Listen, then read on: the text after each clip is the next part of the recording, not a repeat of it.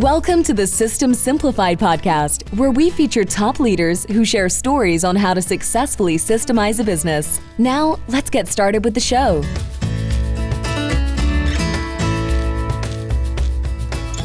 Hello, Adi Klevit here, the host of the System Simplified podcast, where I feature top founders, entrepreneurs, and thought leaders about systematizing a business.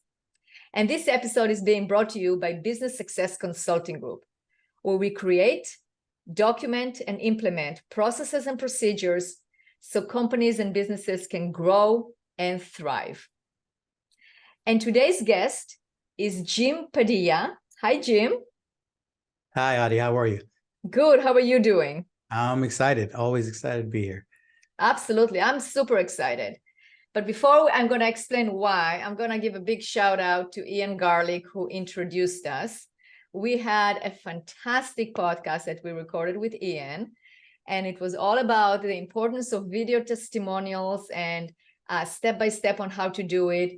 Absolutely a great episode.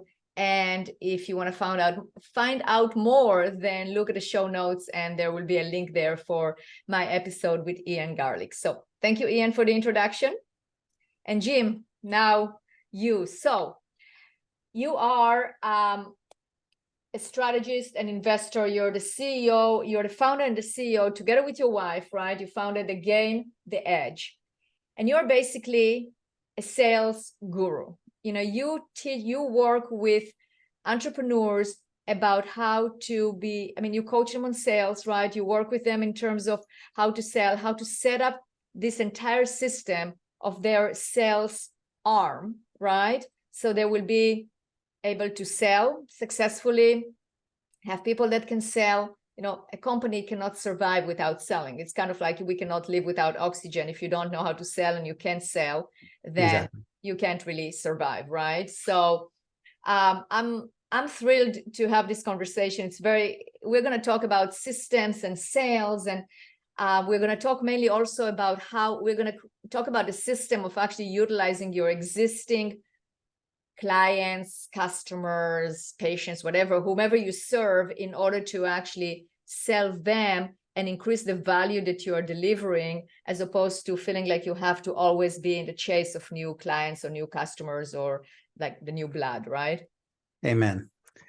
Amen. Yeah, thanks for having me on. And this is a great conversation that I think is overlooked by far too many entrepreneurs and really businesses at all levels.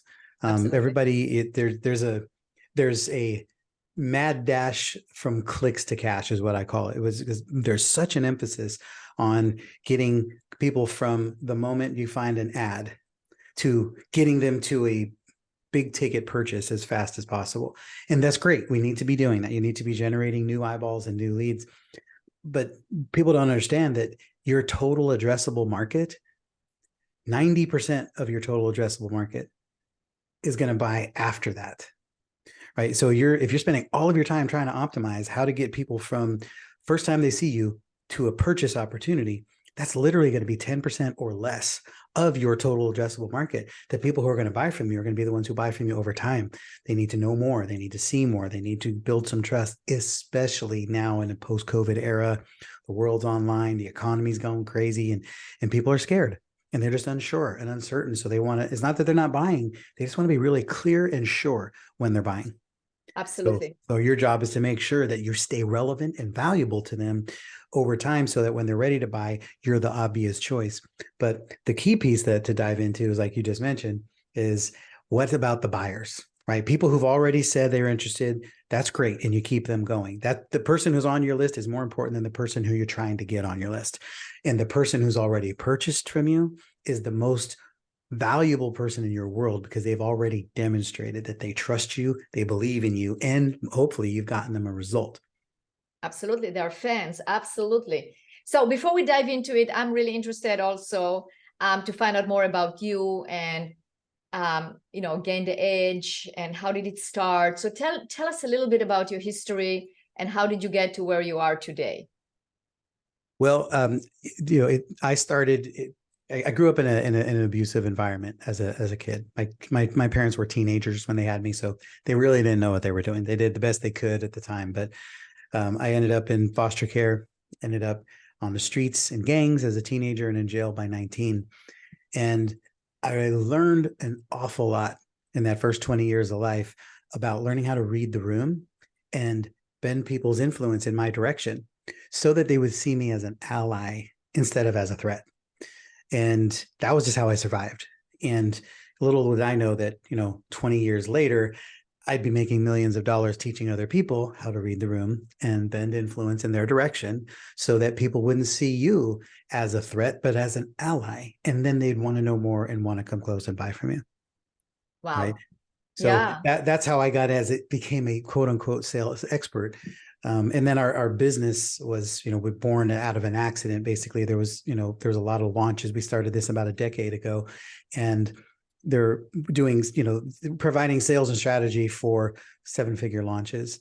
And it became a huge hit overnight. We had a line at the door and people were coming to us to provide sales support and sales teams for their live events and their launches. And then they started asking us to stick around between launches and events. And then all of a sudden, a whole new industry was born for us. And we started providing, go-to sales solutions outsourced for people so that they wouldn't have to go hire and train their own salespeople, but that we plug and play as a sales division. And it's given us a lot of insight to, behind the scenes of what's happening to massive organizations that are scaling and growing and making, moving towards exits and or going public or just having big product launches and coming onto the scene with great positioning. Great. Okay, so here we are. So selling to your buyer. What would be some of the objections that you hear your clients might give you because you say, okay, when instead of going after the new clients or customers, how about if we actually concentrate on the buyer and go, no, Jim, I want to have actually going like, let's get new customers, let's sell new people. Like what would be the main objection to actually concentrate on your existing buyers as opposed to looking for new ones? Well, there's stated objections and then there's unstated objections. And a lot of times the thing that's not said is that we're often afraid that we won't grow. We're afraid of not capturing new people because of what's at risk. The FOMO is very real. And we're not saying don't generate new leads, and because you need to be generating new opportunities. But the thing that happens for a lot of people is they get concerned that, well, I'm already asking them for money. They've already paid me. I don't want to go ask them for more. I don't want to lose a customer who's already paying me because I'm asking them to pay me more. Right? And it's a real concern if you don't understand the value proposition that is in play. That's true. That can be definitely an objection. Like you feel like, okay, they already paid me. Now the upselling or the selling more or approaching them again after, you're right, that can be definitely an obstacle and objection. That's very true. So what are some of the let's start with the strategy. What strategy do you recommend for business owners to actually approach their existing buyers or existing customers? Well, we always start with rolling out a vision. We did put a vision map in place. And if you can put a map in place and imagine what your journey would look like for the ideal people in your world, this has nothing to do with what you can do for them. What's their journey? If they come to you because they're trying to solve a problem about systems, well, then after you've installed a certain system, what are the likely problems there will continue to have? Because there's no such thing as a solution that doesn't come with more problems, right? So you're solving a problem and it brings a new problem that they're going to get solved somewhere with somebody else or with you. And that is up to you and how you position it. Have you ever had somebody go buy something from another client because they didn't even know you offered it? Absolutely, 100%. Yes, it just happened. Right? Absolutely. And, and you make me think about it, in terms of like, you really have to outline the client journey, right? Because like, for instance, with us, people come to us when they are, fast growing, lacking consistency. They don't have things documented. We need it documented, right? So we document it for them. Then, we also help them implement it. So that's the next phase, right? It's basically the implementation, making sure the processes are followed by all. But sometimes it's a longer project, right? So that's another option. There is also the idea of, we can help people with onboarding. So if you bring on a new employee, instead of you doing it yourself, you can always call us. That's an additional service.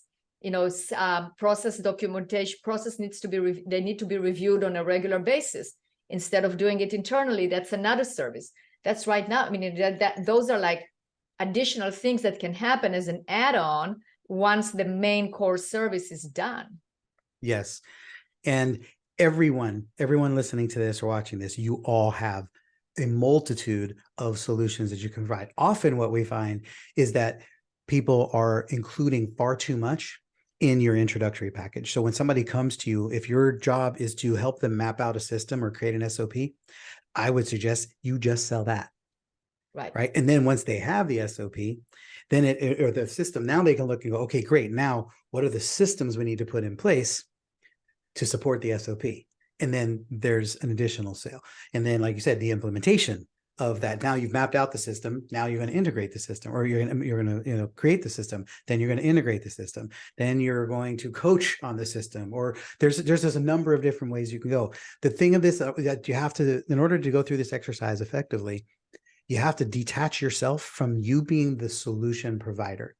You're just the person who's moving them on the journey. And then you decide which parts of these do you want to play? Which roles are you? Are you the perfect person to teach the integration?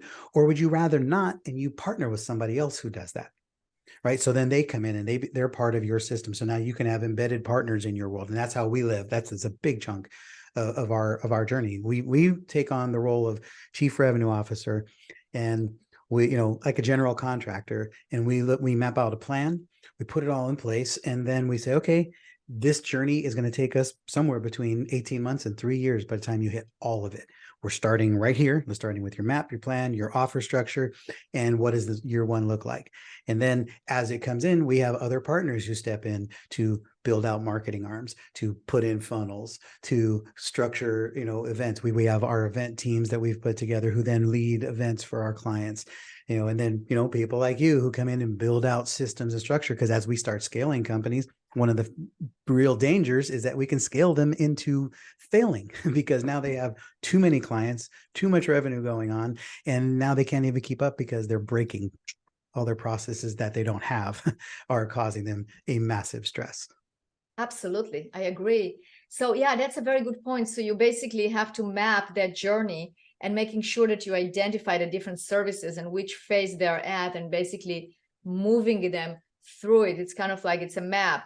It's a modules, however you want to call it, but that's very true.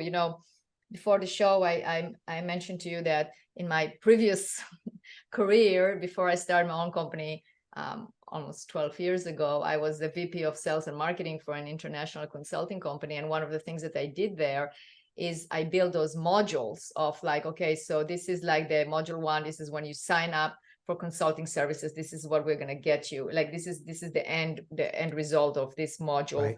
And then after that, the second one and third one, and then you can also diverge into choices, because at that time it's kind of like going to college. So the first 2 years, like in engineering school anyway, it was the same for everyone. Like for industrial engineering, that's what I was doing. Mechanical, electrical, we all studied together, and then we start having those elective courses, and you had more specialized. So that is also an option, because you can have a business where everybody does the same, like in a consulting company, it's like, you have your introductory services or you have your introductory package, but then you can have more specialized. So it's kind of like more a la carte as opposed to just everybody does it. So that's good. That's a very good point. So you have to have that mapped out.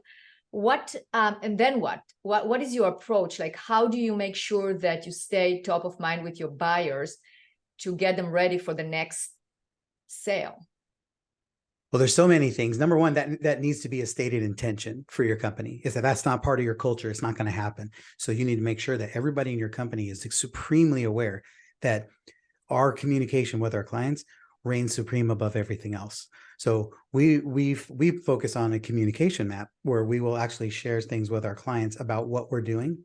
We'll share with our clients about what's happening with other clients. We'll share with our clients about what's happening with our marketing. We'll share with our clients about things that we will say, you get an email and say, hey, we just had a great team meeting and we discussed what we're going to do in the retreats for next year that you're going to love. So we're planting seeds. We're letting them know, hey, we're doing things for you. And our team is thinking about you even when you're not around, right? And so we're always letting them know what's going on. We also communicate to the public, to the marketplace, the things we're doing with our clients and with our team, because that makes the marketplace interested in us as a company, because we're not just selling them stuff. We're telling them, here's the kind of things we do in our company. Here's the ways we support. And then it starts attracting more potential clients and more potential team, because you have people that are excited about working for a company like that. So it just keeps things in, it keeps the energy high. It keeps you top of mind for everybody. So they're always wondering what's going on over there. And just think that if they're not, don't assume that they're thinking about you if you're not in front of them. So you have to make sure you have a reason to be in front of them besides saying, hey, buy my thing. Absolutely. So what are some of the best methods of communication that you recommend in order to stay top of mind with your clients? Best message of communication on that is, well, first of all, you have to, what's native, what's the native language that your operation communicates from. Some people are strictly email, and that's great if that's where all your clients are. If you have a following on social media, then if you're LinkedIn, if you have a LinkedIn following, then make sure you're sharing everything there. You can't neglect, you have to meet them where they are. And even though there's a primary place, like maybe most of your people like email, that's great. But I promise you, there's at least a 25% of your following is on social media. And if you don't give them the similar experience, you're just going to lose opportunity because somebody else is going to come along and take them. So you need to learn to communicate in multiple lanes wherever your prospective buyers and current buyers are. Absolutely. So basically what you're saying is you're recommending that communication is going to be about what you do in the company to serve the clients or serve the new public. It's not necessarily sharing information or data, or like in your case, like sales tips or sales processes, or, what's the balance between giving information, giving data, educating, and actually sharing what you're doing internally? Well, the old saying that nobody cares how much you know until they know how much you care, it's a very real thing. That's just baked into our DNA as humans. So while they definitely need to know that you're an expert of the problem, that you're an expert of what you do, it's extremely important for them to understand that you understand them. So when you're sharing your journey, you can share, hey, we had a meeting today and I was so frustrated because I totally blew it. I forgot to mention this, I forgot to do this, and the meeting went crazy. Guess what you just showed them? You're human. And you can also say, and by the way, here's what we did to fix it, and here's what our next meeting is going to be. Right. So then all of a sudden you're showing them the humanity of what you do and the fact that you also know how to scramble from a problem and bring a solution. So just what I call it is curating versus creating. Creating content, well, it's not hard. For some people it is. I'm a content creating machine. I create stuff all the time. And I can tell you 50% of the content that I create never even goes out. It's just ideas, it's stuff. But it's easy to curate content because all you have to do is literally get off of a meeting.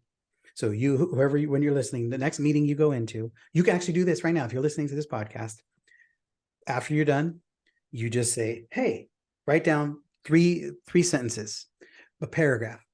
I just listened to this awesome podcast. I learned this thing.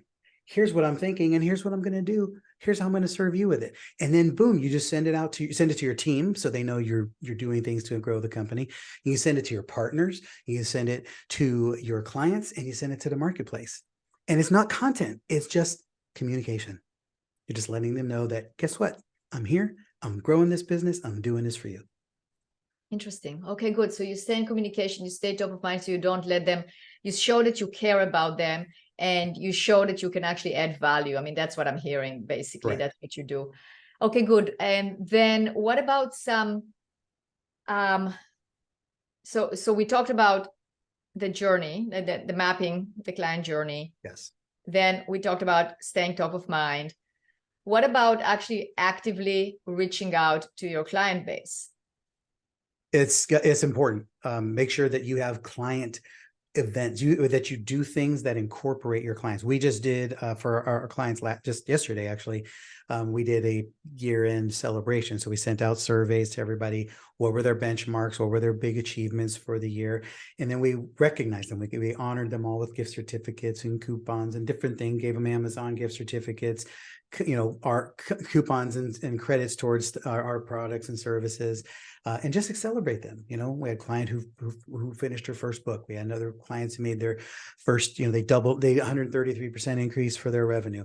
Other people with their first $50,000 offer, things of that nature. And all of it matters. All of it matters. People want to be acknowledged. They want to know that you see them and that it's there. So let them know, hey, we're paying attention to you too. Right. So do those kind of things. And then make sure that you are also actively sharing with your clients what's going on with your prospects. Hey guys, we just enrolled 3 new clients this week, and here's why, and here's what they're doing. And you might want to think about it too. And when you see them, say hello, right? Because maybe you'll see them on a call or at an event. And so you're just constantly seeding the positioning in the ground and letting people know what's going on. The other thing you're that creating really that community, basically the sense of community within your clients, and keeping Correct. the vibe. So, but that's part of the communication. So you reach out by regular communication, but also special event recognition and acknowledgement. I know, like for instance, for realtors, they do like a client appreciation event and whatnot. I mean, that can be an example. Yeah. The way I meant to ask you. So does that apply to every industry? Like, if you're a realtor and you go, okay, somebody just bought a house from me. How am I going to sell them again? So what do you say to that? Yeah, I appreciate that. Glad you asked that question. With your job as the realtor is to think through the journey of the buyer. So, obviously hopefully they're going to be happy in their home, and maybe they're going to stay in it forever. Maybe they're going to do something different and move in a few years, but you want to start thinking through that journey and what those options are. Maybe this person is going to do so well with this and be so appreciative, and they're going to love the area that you may show them a way to becoming an investment buyer. So now they can buy an investment property through you. Because what you don't want is, you can't assume that people know things. Making assumptions is crazy. So you can't assume that they know that you can help them buy an investment property, because maybe they just think you know how to help them buy a property for them. So you got to let them know, hey, this is what we do. So again, sharing the same concept. Hey, we just helped Bob and Sue Smith buy their first investment property, and it was a duplex, and this was a great thing, and they're having an open house and they wanted to invite you. Right? So you can be as creative as you want to be. If you just turn yourself into the ambassador for your community, you get to navigate and narrate the journey any way that you want. Absolutely. And Jim, it's also for that particular example, like for a realtor, for instance. So yeah, maybe somebody will move in 5 years. So but also the referral, Right. if you're continuing to be in communication with your customers, with your clients, the ones that you sold the house or bought the house with, you will be a source of who they will go to if they have a question, and they will refer people to you. Maybe their parents now have to downsize, they will go to you. Maybe the kids are buying the first home. So there are other opportunities around with their own sphere of influence. Like one time I was talking to a mortgage broker, and you take a mortgage. Okay, so it's probably going to stay in the house for a few years. It's not going to be repeated business like next 6 months. But she said that she wanted to make herself the go-to. So her clients will call her, who do you know? I need a plumber. My sink is clogged. Do you have a plumber? Do you have a roofer? Do you have this? Do you have that? So by her being the center of that influence of that community, she's always top of mind. And then she can also get referrals. So I think that's also part of the selling to your existing buyers by doing that. 100%. Right? That's a concept that I live by. I was in mortgage as well, spent a decade in mortgage, and my whole mission was to be their ambassador. I wanted them to only know one phone number on the planet, and that was mine. And so I would, when they get their loan to get their new home, whatever, I'd say, hey, if you need to get your transmission changed, if you need to get daycare, if you need to know the best pizza place, no matter what it is, you call me.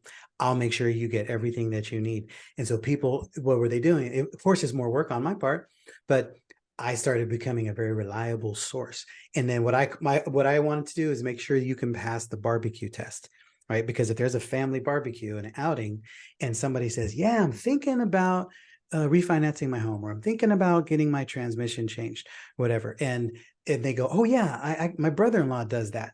I don't want that to happen. I want them to go, dude, you got to call Jim. I know Jim's my guy. You got to call him. I've had people at a barbecue pick up the phone, dial my number, and hand it to the person, right? That's when you know you're doing this right. You want to be the resource to them. You want to make sure you're important as their journey progresses. I love it. I just love it. Okay, so now the next step in terms of selling your buyer, I would assume that there is also should be some proactive activities, like what we call the inside sales, right? I mean, let's say, for instance, for a dentist, as an example, I work with many dentists in the past, and one of the common things that you will hear says, we need new patients, we need new patients, we need new patients. I need to hire this marketing agency for new patients. How do I get new patients? And yes, just like you said, you definitely want to have, you definitely need more leads, and you need new patients, because you want to keep that door open as well. However, the gold mine is really in the list of patients that they didn't come for the cleaning every 6 months, right? Or they have pending treatment plans and they didn't come in order to actually, you can just call the list. And if you close like 3 of those, that would be like worth 10 new patients, right? So, but it will take not just communication via newsletters or on LinkedIn or social media. This will actually require going into your files, picking up the phone or sending text or however you do it, but it's reaching out proactively to your existing database. What are your thoughts on that? Yeah, the important thing to remember is that everybody, if you segment your list accordingly, then you communicate with people based on how they've engaged you. And we have a perspective that we talk about called buyers, leads, and subscribers. So if people subscribe to something, a white letter, a white paper, or they downloaded some free resource, they are only a subscriber at that point. You don't treat them like a buyer, and you don't expect them to buy things. You expect them to want to learn more things. If somebody is a lead, that means they've shown up for an appointment of some kind. They're interested, and maybe they haven't purchased. If they're a buyer, that means they've spent $1 or $1 million. A person who spends $1 is far closer to the person who spends $1 million than they are to the person who spends 0, because a buyer is a buyer. And so you want to treat those people differently, and you want to give them the flavor of, if you like this, you're going to love that. And so that way you say, hey, look, you bought something because you wanted it, you got it. Now, if you like that, I have something that's going to make your experience even better. And here's what that looks like. And then you invite them to an open house or to a conversation or to a consultation or whatever the thing is. But you don't send that same message to somebody who is not yet committed to solving their problem, because they haven't demonstrated that yet. All they did was take your flyer or opt in for something. So with those people, you just continue to share knowledge until they say, hey, yeah, I'd like to find out more. Right. So it's treating them like the journey that they're on and communicating with them in accordance. But here's the other thing that I think that gets missed an awful lot. And, you asked earlier about some of the objections. One of the big objections that comes up a lot in this perspective is it's going to be more work for you. It just is, because you're going to have to create some new solutions. You're going to have to find new ways to do this. And using the dentist is a great example. Maybe the dentist just wants to do root canals. I don't know. Maybe he just wants to do cleanings and nothing else. He's a happy guy, just wants to talk to people, have fun. And every time someone needs a root canal, he brings in another expert. Every time somebody needs, maybe he's like, look, we need bigger things. Maybe we need implants, right? Implants is a big, expensive thing, but I don't want to do implants, and I don't want to have to learn how to do implants, but I can still sell implants and then have somebody else do them, right? So you don't have to be committed to being the one that does it all, but you need to be smart enough to figure out what things your clients will need, especially at a premium level. If you're selling a service that's $1,000, and you can bring in a $10,000 or $100,000 service that can be delivered by somebody else, and you still have, number one, you get profit, and number two, you keep a happy client in your world for another season.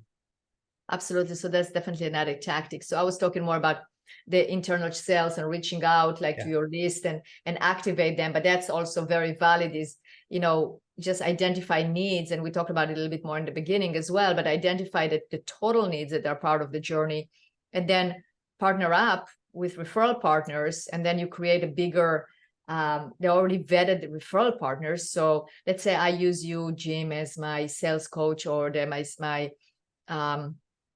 CRO and you say, okay, now you should bring such and such for your marketing. And I will go, yeah, of course, you already vetted them for me. If I trust you, I will also trust the person that you're going to bring in. And then just opens the opportunity for everyone to trust and to do more business with each other and be more successful. So I completely agree. Any other tips for people out there that are listening to us about how to actually engage their buyers better? Yeah, timeliness is always important. When the proximity to somebody taking action really matters. If they have an appointment and you call them a week later, it's almost like they're disconnected from the opportunity. But if they had an appointment and you call them the next day, or even while they're on the way home, sometimes, it's like you're letting them know, hey, I care. How did you feel? Was everything okay? Is there anything I need to know? Was there any confusion? Did they explain everything to you well, clearly? If that stuff happens within 24 hours, you want to make sure that stuff that is there. And so whether they're buying something from you or experienced a service opportunity, timing is everything. Because what happens is if they went home with a bad experience, and you waited a week to call them, they've already embedded all of the reasons why they don't like you anymore. They've already embedded. And now you could still overcome it, but they've already slept on that. They've already had time to think, that just wasn't the best experience. And then every day that goes by, they're like, this guy didn't even call me. They didn't even figure out what's going on. They got me to the wrong prescription. Who knows, right? There's always stuff. They're just people are people. So always think of that in mind and be careful to bring in too much automation around this stuff, because people want to hear from humans. They don't want to hear from your chat bot. They want to hear from humans. So when they come into your world, the faster you reach to connect with them, whether it's within 5 minutes of when they first opt in or the first time they come to your appointment, especially early, because you're setting the foundation for what they expect. And if you don't treat them like that, they won't expect to be treated like that. But if you do, they will be like, man, these guys are great. I like to go there because every time I go, the doctor makes me feel good. The team makes me feel great. They always follow up later with a nice gift and a card. And they always make sure I got what I needed. That stuff matters to people, especially, everybody's industry is different, but in a dentist space, I'm not. I've been a dentist a lot. I've had some unfortunate things happen in my lifetime and with my teeth, but there's a lot of people that are terrified of the dentist and they don't like to go. And you can give them a reason to feel good about going. You can literally change their life. 100%. I agree with you. Wow, Jim, what a great conversation. This is like a lot of knowledge, and I can see why you're so good at what you do and why people were lining out outside your door in order, knocking on the door in order for you to help them, because you are definitely, your stuff for sure. And it's all common sense, but it's very much systematized. And that's what I love. It's kind of like you have a system. And if you follow that system, you're going to be successful because it's replicable. You can replicate it, right? It's success replicated. That's what we go by. You want to replicate your success. And the only way you can do that is by having a system on what you need to do and not reinvent the wheel every single time. So fantastic conversation. Now, if people want to find out more about you, how can they reach you?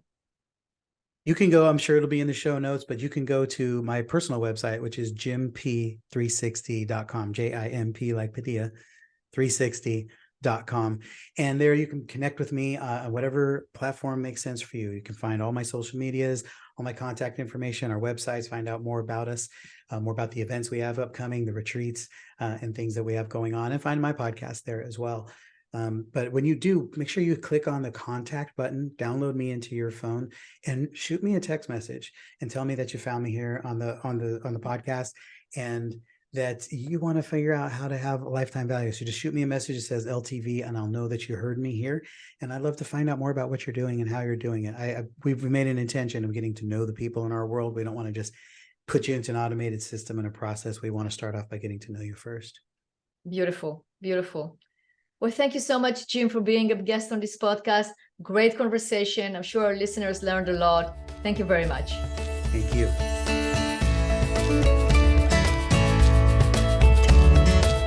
Thanks for listening to the System Simplified podcast. We'll see you again next time, and be sure to click subscribe to get future episodes.